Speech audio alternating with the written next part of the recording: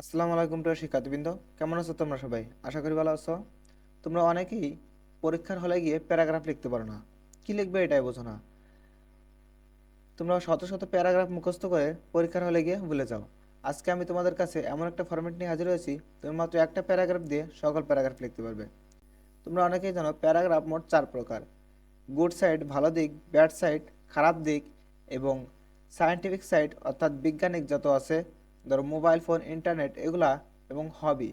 হবি হচ্ছে তোমার শখ। এই মোট 4টা বিষয়। আজকের পর্বে আমরা হাজির হয়েছি তোমাদের সায়েন্টিফিক সাইড নিয়ে, অর্থাৎ ইন্টারনেট, মোবাইল ফোন, টিভি এগুলা নিয়ে। আজকের ভিডিওটা যদি তুমি শুরু থেকে শেষ পর্যন্ত দেখো, তাহলে তুমি সায়েন্টিফিক সাইডের প্যারাগ্রাফ একদম সহজেই বুঝে যাবে।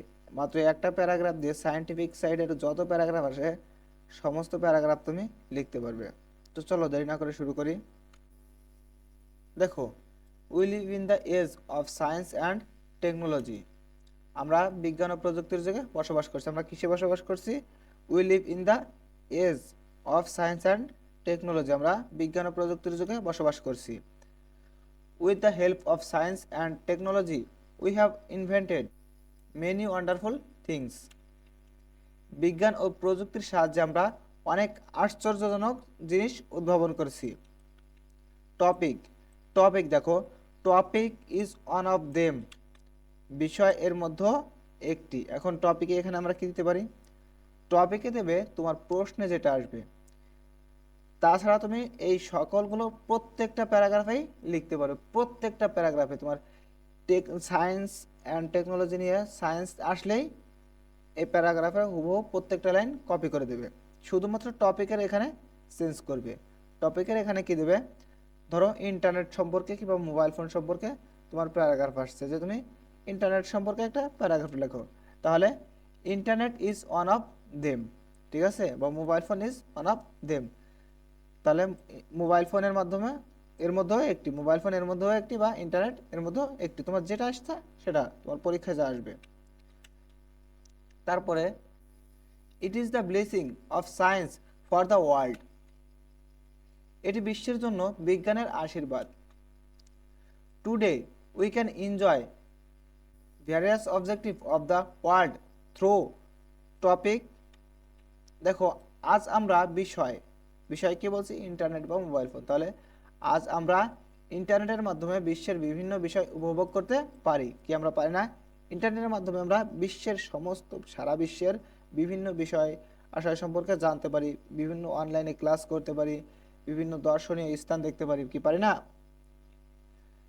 তাহলে সমস্ত কিছু তোমার সায়েন্টিফিক যত প্যারাগ্রাফ আছে সব তুমি হুবহু লাইনগুলো কপি করে দেবে। যেটা আসুক হুবহু লাইন কপি করে দেবে। শুধুমাত্র টপিকের জায়গায় তোমার প্রশ্নে যেটা বলবে সেটা উল্লেখ করে দেবে।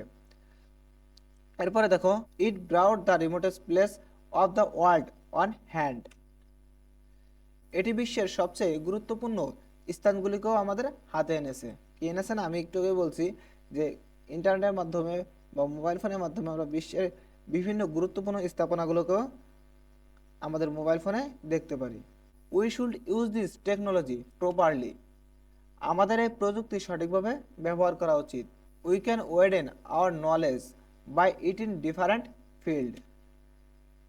এর মাধ্যমে আমরা বিভিন্ন ক্ষেত্রে আমাদের জ্ঞানকে প্রসারিত করতে পারি। টপিক, এখানে আবারও বিষয় আসছে। টপিক আসলেই তুমি যে সম্পর্কে প্রশ্ন আসবে সেটাই দেবে। তাহলে ধরো আমরা ইন্টারনেট ধরছি। Internet gives us A lot of opportunities and it mainly influence more on young generation.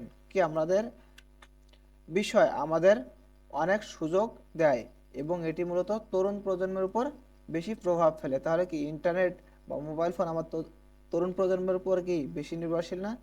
আমরা তরুণ প্রজন্মরাই কিন্তু ইন্টারনেট বা মোবাইল ফোন বেশি ইউজ করি।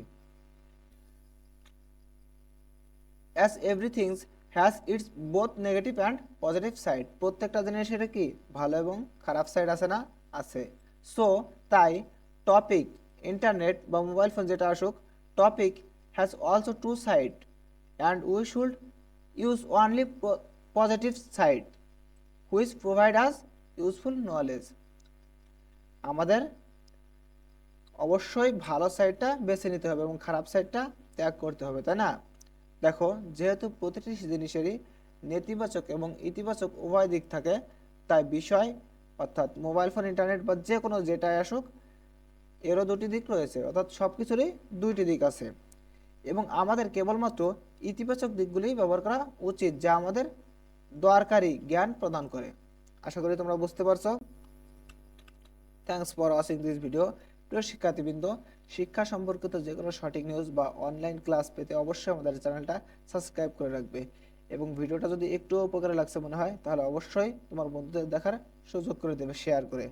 প্রিয় শিক্ষার্থীবৃন্দ, আমাদের এই চ্যানেলে আমরা শুধুমাত্র অনলাইন ক্লাস নয়, আমরা অনলাইন ক্লাস বা শিক্ষা সম্পর্কিত যে কোনো সঠিক নিউজ সবার আগে আপলোড দিয়ে থাকি। তাই তোমরা অবশ্যই আমাদের চ্যানেলটা সাবস্ক্রাইব করে রাখবে এবং ফেসবুক থেকে দেখলে অবশ্যই ফলো দিয়ে রাখবে। এবং তোমাদের যদি কোনো প্রশ্ন থাকে অবশ্যই কমেন্ট বক্সের মাধ্যমে করে যাবে, কিংবা তোমাদের অন্য কোন টপিকের উপরে ক্লাস চাই অবশ্যই তোমরা কমেন্ট করবে, আমি সেই বিষয়ের উপরে ক্লাস দিয়ে দিব। তাহলে তোমাদের এসএসসি এবং এইচএসসির প্রস্তুতি ভালো হবে। আশা করি তোমরা বুঝতে পারছো। তাহলে আজকের মতো এই পর্যন্তই রাখছি। আল্লাহ হাফেজ।